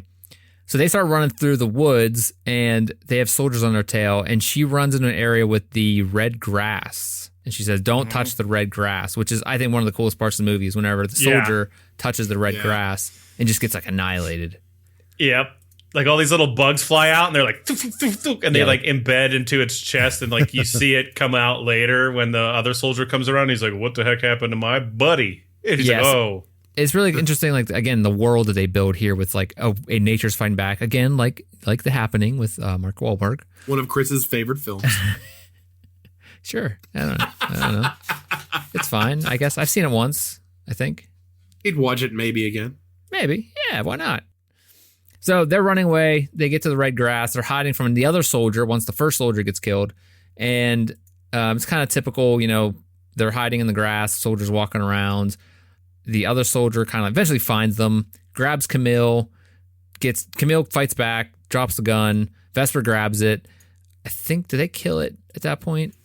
She throws the gun into the red grass behind the guy. Right. Yeah. He tries to grab it and dies. No, when she throws it, it like jostles it and it sets that trap off, and he's the closest. So Right. Okay. Yeah. So Just she does. scatter. She throws it and it kind of creates a buzz, and they'll go after him. Even though I won't say why they wouldn't get killed too. I don't know. Whatever. Well, because he was closest to the gun. She threw the gun like And they ran. Past him, and they ran, and he was the only thing there for them to attack, basically. Yeah. And there's a conversation between those two at this point where like, hey, they're not going to stop now that they know where I am. You have to go off on yourself. And she's obviously upset, like, no, please don't. Like, my dad's gone. Now you're going to leave me. Like, I need someone. I need an adult. Like, I'm only a kid. At this point, also, like, Camellia, she's like without a master. Like, their whole idea as a jug is they need a master. So she's kind of, Vesper's become her master, but also I think something more. So it's like some kind of bond going on here. Like you see Camellia like responding well to Vesper and like what she's trying to do as far as what's going on in the world. So like, it's not that it's like what ends up happening. Camellia is just like, all right, you have to go, like you're on your own. But like there is some tension there as far as like Camellia doesn't really want to go and like do her, like get captured, but like she knows it's best for Vesper because she loves Vesper. I think she sees Vesper trying to do something good. Right. So she's trying. She basically just protect her. Yeah, even though she knows it's like it means her own demise. Like she's like, oh, she's accepted that, and like Vesper, you're a good person. You're good for what needs to happen, kind of thing. Yeah, and then there's this kiss between them, and Vesper passes out from the kiss. Was there a red lip thing here too, Jeff? They didn't show the lips. Yeah. What color was the lips this time, Jeff? They don't really show. It's also dark scene. It only shows her back, so you don't see the lips. But then you cut to Vesper passes out. You cut to Camellia being in her greenhouse again, kind of playing with the plants, and another soldier shows up, and she goes with him, and that's cuts back to the next morning with Vesper waking up under a pile of leaves because I guess Camellia tried to hide her, and she doesn't get taken over by plants though, which is strange. Maybe it's maybe she had to be dead. Maybe the plants remembered she took care of them. Who knows? Plants weren't hungry. She goes back to kind of the opening area again, or she goes back to her house. She goes back to her house and plants a couple seeds right in front of their house. Yeah, she sees it all burnt and messed up from the explosion, right? And then she kind of takes off and realizes as she's walking away, she realizes she's being followed by this group of kids that were from Uncle Jonas's community. Was that her house or the greenhouse she had? I think it was her house. It was all burnt. Okay.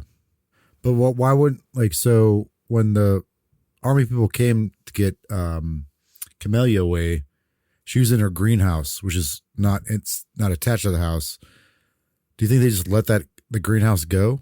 I think the greenhouse was farther off. Like wasn't near the house. That's what I'm saying. So I thought, because when Camellia was there, she was in the greenhouse when the soldiers showed up. Yeah. So I thought that like they took her and then burned down the greenhouse. I could be wrong. Maybe. I mean, they don't go back to the greenhouse. Okay. They just cut to. It just cuts to Vesper walking through like the field from the beginning, with all those weird things going out of like the field, those giant like Arco looking things or whatever they're called. Yeah. and she's following a pilgrim, and all those kids, a couple kids from Uncle whatever his name is, Uncle Jonas's house is following her, and she's kind of ignoring them until at some point in this like kind of montage of them walking, day and night, following this pilgrim to this like, I guess maybe she's looking for her mom at this point, because she knows her mom became a pilgrim, and it gets to a pilgrim community where they're taking all the junk, and this is the part where I was like, this is so dumb. Well, so yeah, there's only like 10 minutes left in the movie. I was like, Where's the finish? Yeah. yeah, how are they gonna wrap this up? It's 10 minutes left. So they go to this pilgrim community, and it's just a bunch of pilgrims standing around looking at her, and the camera pans up and it sees this giant tower they built out of junk. Never explained why. And she just climbs to the top and then lets the seeds flow into the wind. Yeah. She also sees it, like she sees something exploding off in the distance. No, she saw the citadels. Is that what that is? That's what the city. There's a scorched earth underneath the citadels. Well, the things that are growing, you mean? Like when she's walking past them? No. When she's on top of the thing. When she's like at the watchtower or whatever you're gonna call it, yeah. Yeah, she looks to the left. There's like a globed bright luminescent thing. Underneath is like a scorched earth, like a nuclear bomb kind of looking thing. It's all dead underneath. But then she looks to the right. She sees like a river, trees. She's like, I'm gonna scatter the seeds out to the right. I'm gonna choose nature. Yeah. And she also like had previously buried some of the seeds right next to her house too. Right. So that's the end of the movie. It closes on her letting these seeds go into the air. Obviously, they are seeds that can now reproduce, and maybe. I mean, we don't know. We don't know if she figured it out. Yeah, you're right. And that is the end of Vesper, or the Vesper Chronicles, depending where you're listening from. So that is the end of this movie. And I want to find out what you all had to say about, or what you thought of Vesper. So I'm going to start with Jordan, and I'll go last. But Jordan, go ahead. Okay. What did you think of Vesper? I'll say I was on the fence the whole time I was watching it. I was like, this could go either way, because for the most part, it was very drab, color wise. Like, and when they did, a lot of times they did show some color, it wasn't like enough or significant enough to be like, oh, to justify it being so drab. But then when they showed her greenhouse versus greenhouse, like the bioluminescent looking fungi and like plants, I was like, oh, that's cool. It's more vibrant, but like at the same time, I was like, it wasn't enough for me. I think it was a very slow paced movie, and that like the action, like the points that should have been like, oh wow, this happened, like wasn't very that exciting to me, because it was so placed, and like they didn't put much emphasis on them. Like when you find out that Camellia was a jug. I was like, oh, that's cool. But like, I was kind of like, all right. I was like, all right, kind of, whatever. She's a jug. Great. That was the biggest, most exciting thing in the movie.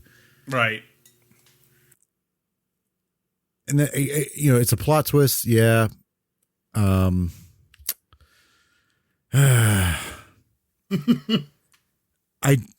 Like I said earlier, I think there's some similarities with Alien or the Alien franchise as far as like androids and like in those movies, and like the jugs in this, as far as like technology here in this movie, as far as like it's organic, and also like organic isn't plants and fungi mixed with technology, which there's like some gross aspect to it, which I like they did what they did with the Alien, where like it's the synths or androids there. It's like everything's wet and weird, which I like. But like, I don't know, this.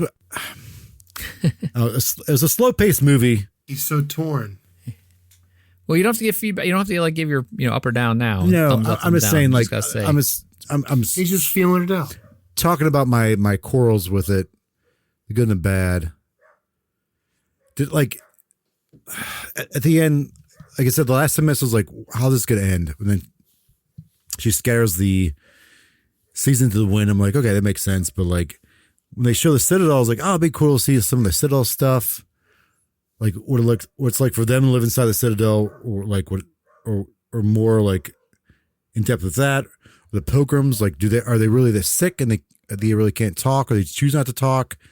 They want more with that because like the word veils is that like a veiled criticism of Christianity or religion in general? But like, do I really want them to go more in depth with that? Because it would have seemed more bogged down. It also it's like a series type of thing. Yeah, especially the Citadel, like that would have seemed more of like a little too much like, what was it? The Katniss movies. What were those movies? The Hunger Games. Hunger Games. Yeah, like the haves and have-nots. Like it's been done so much. Like, would I really want to see more of that? So I don't know. I'm gonna leave it at that until I actually give my thumbs up, thumbs down. Thank you, Jordan. Jeff, would you like to go next? Sure. I think so this movie, I think I already said this, but the star of the show is like the ecology and the environment and all the cool plant life. And, you know, knowing the budget, I think it's even more impressive how cool they made everything look.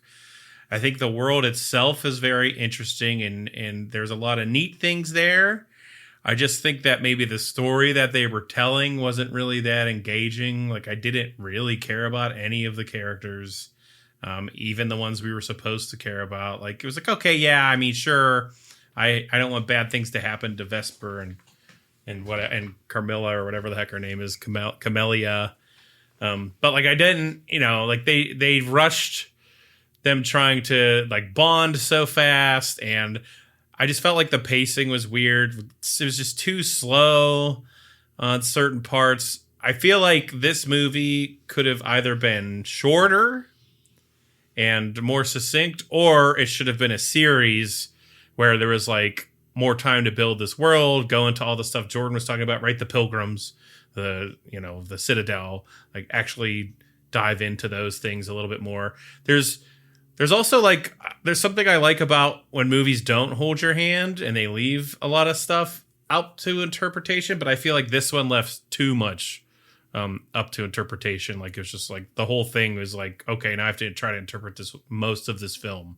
So I think they could have done a better job of explaining some of the stuff and just like the why behind it. But I think there's a cool idea there, but I don't know if it was executed the best way. But there are definitely some positives. It wasn't my least favorite movie we've watched, that's for sure. But yeah, overall, not my fave. It's so weird with like these sci-fi movies like this, like, or like something like Jupiter Ascending. Like, there's clearly that movie is terrible, but like, is there something there? Right. Sure, there could be something there. Or there's something like Spine of Night, like, which we all thought was great, but like, yeah, I thought there's some kind of lacking. Like, I would have wanted more world building. But like Jupiter Ascending, I really need more world building with that. Yeah, no. Right. It's just a weird fine line of like what causes that? Is the writing, directing? Is it all like, the acting? Is all the above? Like, I think it's maybe like hitting things that are satisfying, right? Like satisfying beats in the story. And like, to your point, Jordan, like the exciting part, the twist. What does that mean though? Is it objective or subjective? I mean, of course it is. Yeah. But I think like, to the point of what you said, this part that's supposed to be this exciting twist, like just was like, oh, whatever. Yeah.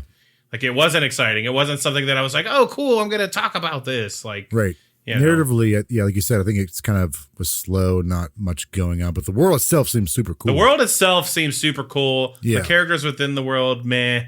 My favorite part was definitely the scene at the end where they were running away from the super cool, like, Death Squad guys. And yes. you got to see, like, the plants, like, fight back. And, like, that was so sweet. Like, avoid the red grass. And, like, give me more of that. That was awesome. That spot right there, the action of the world building was going on with like the plant life there, like was like the best part. I think if they leaned into that more and like the slowness of how terrible life is there less, because it was very apparent very quickly how terrible life was there. Yes, I think it would have been a much better movie, and I would have really liked it, but they didn't. So Well said, Jeff. Well said. Hey, well said, Jeffrey.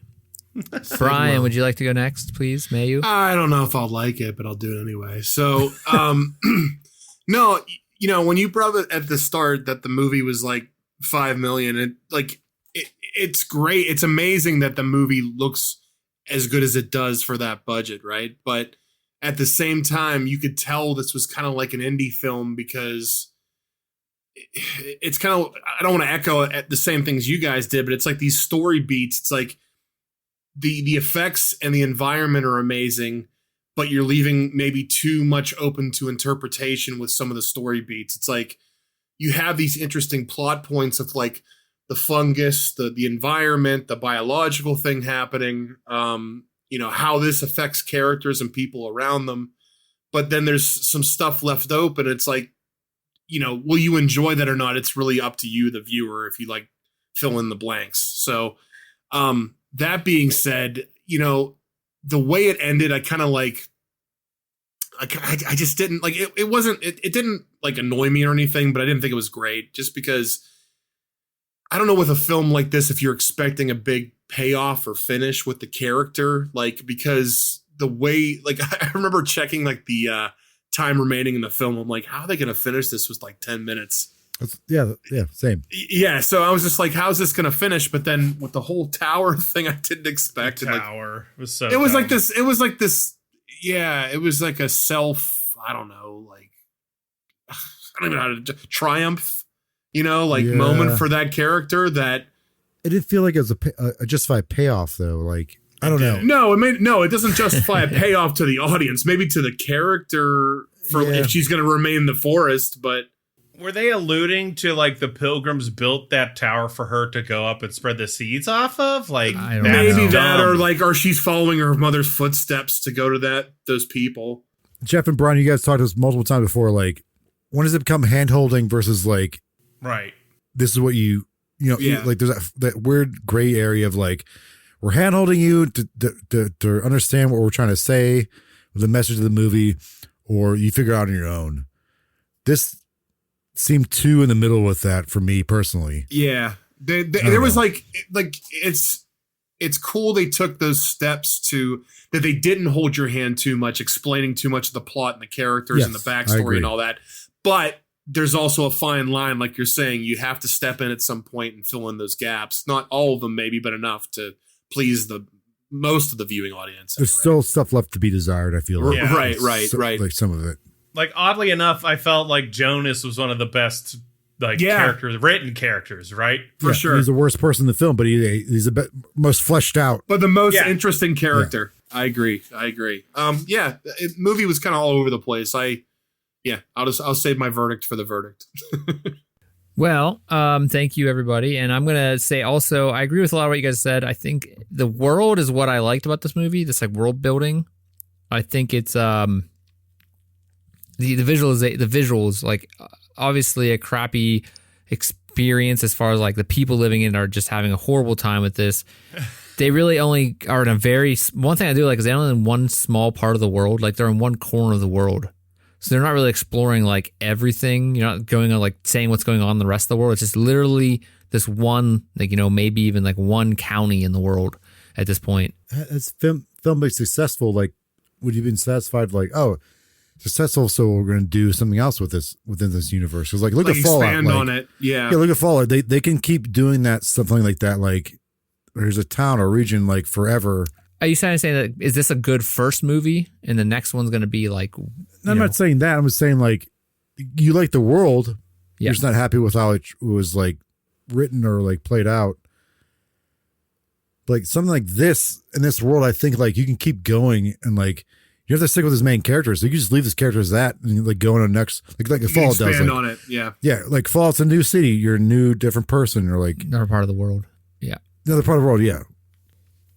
So I think in general the world is interesting. The visuals are interesting. I think the writing is like needs work in general. The story, the overall story of the world would be interesting, but like her personal story wasn't that interesting. Other than like, I agree with that. Other than the fact that like she went through some crap. She was dealing with a lot of stuff as a teenager.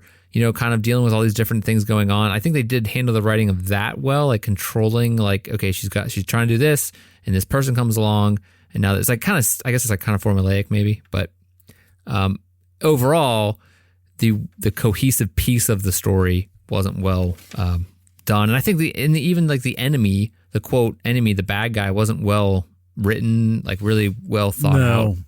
You know, Jonas wasn't that great. Yeah. Or even just like the Citadel army, or like what her dad had to go through. Yeah. Like there's a whole world there I think is really super interesting, but we'll never know. Yeah. So in general, visuals amazing, acting was fine, sound design was good, but the story overall, the personal story, wasn't that engaging, and I didn't like the enemy. I think if they had a better written enemy, maybe better, well thought out enemy, like maybe they spent too much time with her and not enough time exploring the enemy and his motivations, might have been a better way to write this movie. I kind of disagree. I thought Jonas was the best written character in the whole thing. Yeah. I mean, he had a motivation. He had his, why he was like it. He had a farm, his survival. He was an evil bastard. You weren't sure if he was good or bad. Like his kids and his incest kids and his yeah, he got his jug kids. His kids out in the forest melting. Yeah. Oddly enough, I thought Jonas and even her dad were like two of the more interesting characters. The dad who like can't even leave the bed. I mean, but granted, he's like roaming the earth as a robot. Yeah, robot head. And I think that alone is pretty cool. Like idea, that concept is cool. Yeah, it is. Yeah. Okay, so let's go around and get our thumbs up, thumbs down. Jordan, I'm going to go to you first. Ooh. As I was watching it, even as we talked about it, I was on the fence. Is a thumbs up for me, but a thumb in your butt. On the other hand, thumb in your jug. Thumb in the jug hole. Yeah. Thumb. Wait. Okay, it's in my hole.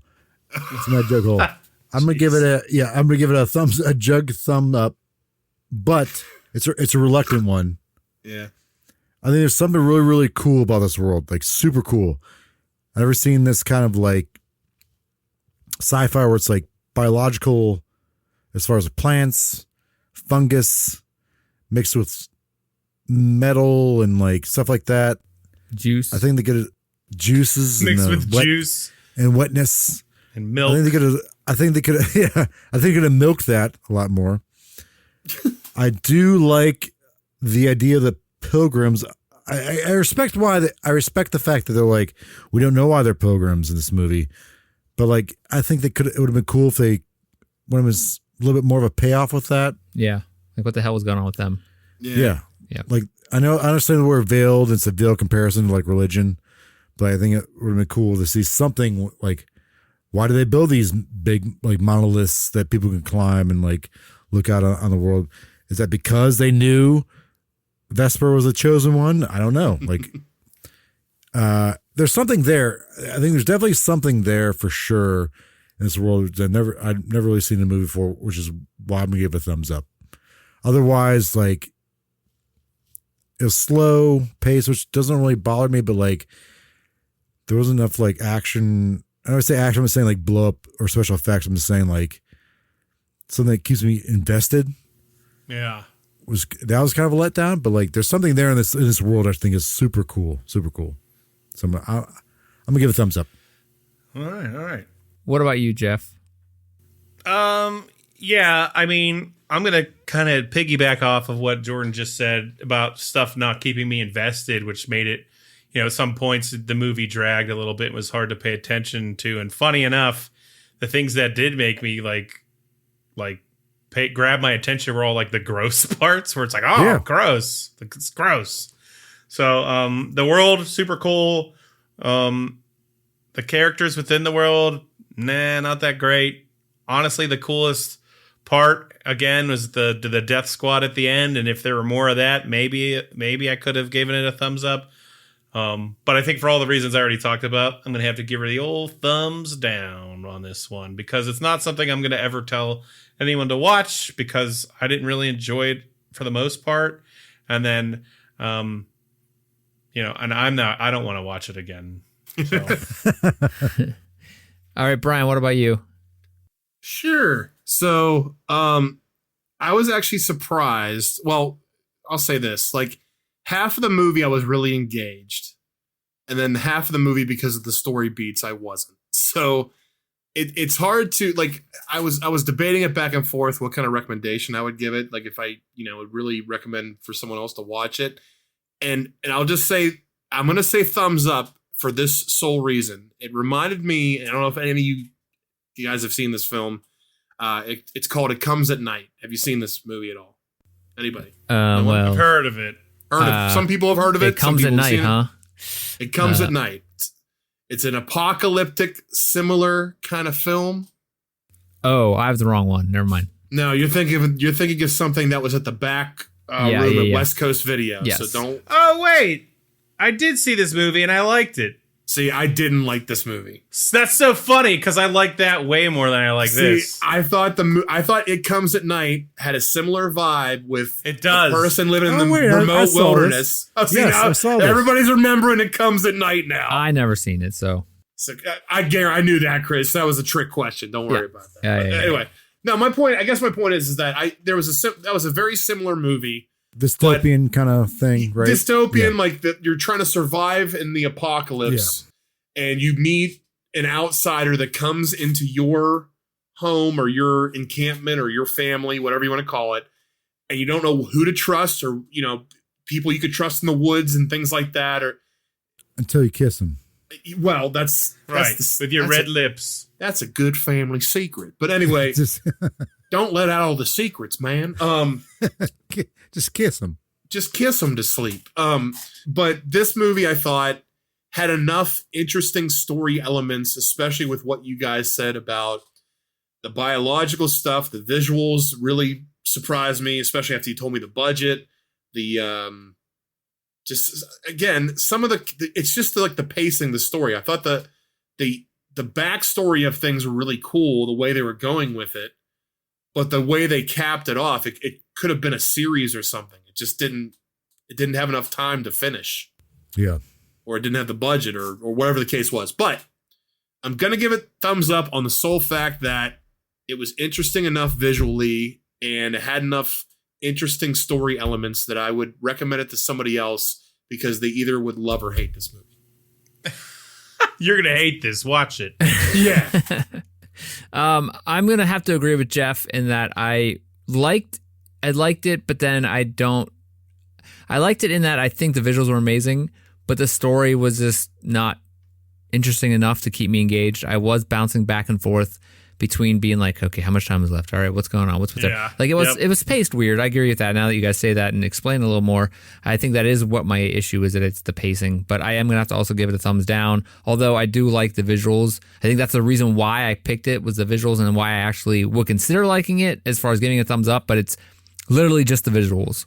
The story, the world they built was what's interesting to me in the visuals. But that's about as far as it goes with me, and that's not enough to get me to say it's a thumbs up. So I'm going to give it a thumbs down. I just want to be clear. I'm annoyed by a lot of these movies that Chris has picked because it's frequently a YA kind of sounding movie. I didn't do that on purpose. No. But like, it's very dark in tone. Not dark, but like the color palette's very dark.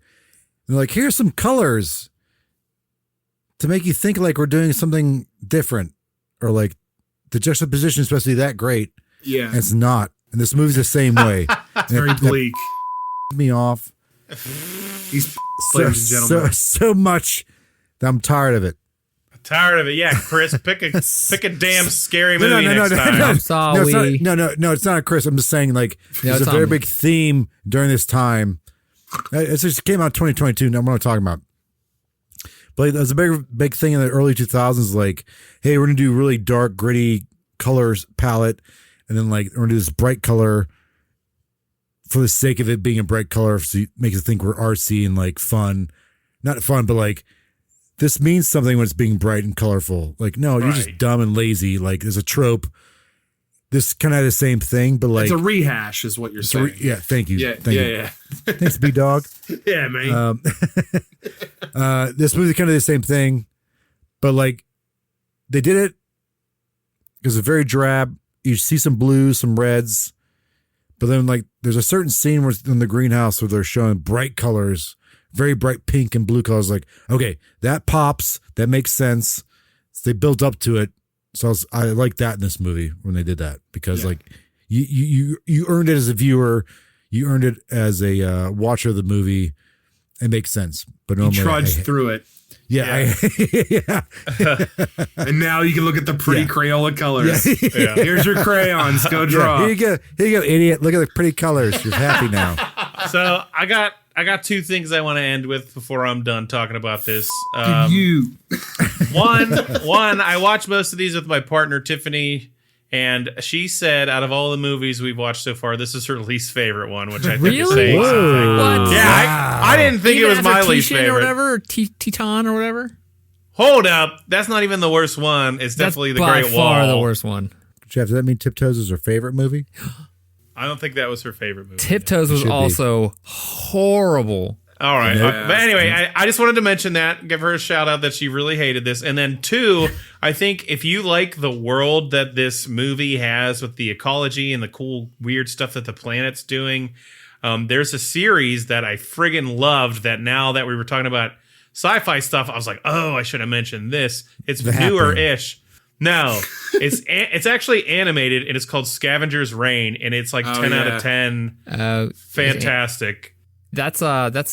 Was that the Max? It was on Max, and then for whatever reason, I guess they didn't promote it right or whatever. And then Netflix ended up buying it, and man, like we watched it, and I like burned through it, and the world's so cool, and there's a lot of like the colors are very vibrant in it, and the world's very cool, and it's doing a similar thing where it's like everything kind of trying to kill you or could be used in some weird way, and there's these weird things happening. But I would 10 out of 10 recommend watching that if you like the world of this movie. It's just like a much more colorful version of that. And a really good story. They also have another series that just put on HBO Max as well. Which was really good. Is it Blood of Zeus or whatever? That's another one on Netflix. That's a Castlevania people. Oh, okay. Animators. That show, the first season was very good. I haven't watched the second season of that yet. I want to say right when George's looking that up, for this season, if you get a 4 out of 4, if you get a PAL fist, we just mail you a whole jug of thumbs as part of the director of each movie. You get your own personal Watch Pals jug that you can keep. Yeah, we should sell jugs. This is a twofer, so what do we do for that? Nothing. Yeah. On every twofer, you fart in your favorite watching chair. I'll say we don't split the board too often. So 2 thumbs up, 2 thumbs down. Doesn't happen a lot. A tie. You and Brian rarely split the board. Yep. Yeah. In his pants. True. Okay, next week, Brian is choosing. What are we choosing, Brian? What are we watching next week? Well, next week, since Jeff reminded me, we're doing horror themed. Because it's that time of year. It is. We're coming into spooky season, so the Monster Squad is up next. Listen, Chris, if you can go to Home Depot and buy Halloween decorations in September, you can watch some goddamn scary movies. All right. Okay. What Chris doesn't know is that Spirit Halloween has already bought out his house. Yeah. Jeff, do you feel that way about Christmas stuff? What do you mean? If you go to Home Depot, buy Christmas stuff, you can buy that in October.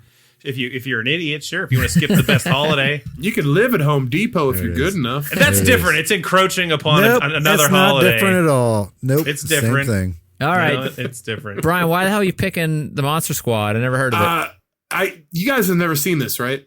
I mean, no. Yeah. Somehow, some way, I'd never seen it. I think I saw like tiny pieces of it, but I never watched it all the way through for sure. So I grew up watching this movie. It was on like VHS when I was growing up. I rented it from my local supermarket video store quite often, and I guess it wasn't available for a while on DVD until like 2000. I think the reason is it's like the Universal monsters. You got like Dracula, you got Frankenstein, the Mummy, Wolfman. Gillman. What? Gillman. Oh, and Gillman. Is this creature from the Black Lagoon? I was like, oh, that's interesting. So yeah, it's an amazing 80s movie, and I wanted you guys to see it, so that's what I'm picking. Okay. So next week we're watching the Monster Squad. Yup. All right. Yep. So I want to thank everybody for being here. I want to say if you want to help us out, you can leave a comment on the podcast platform of your choice because we are on all of them. You can also connect with us on social media. All of those links can be found in the show notes. If you have any questions or suggestions for a movie, please send us an email at watchpals.show@gmail.com or leave us a comment or leave us a connection on social media. All of those links and more can be found on our website at watchpals.show. That's watchpals.show. Also, want to thank Ben Miller for his logo art. And you can find his work at the Instagram link below in the show notes. I want to thank you, Jeff, for being here with me today. You're welcome. I want to thank you, Brian, for being here today. I want to thank you for being you. I want to thank you for being you. And I want to thank Jeff for being Jeff. And I want to thank Jordan for being here and gracing us with his presence. Thank you, Jordan, for being here. Yes. Is that Cobra Commander here today? Oh.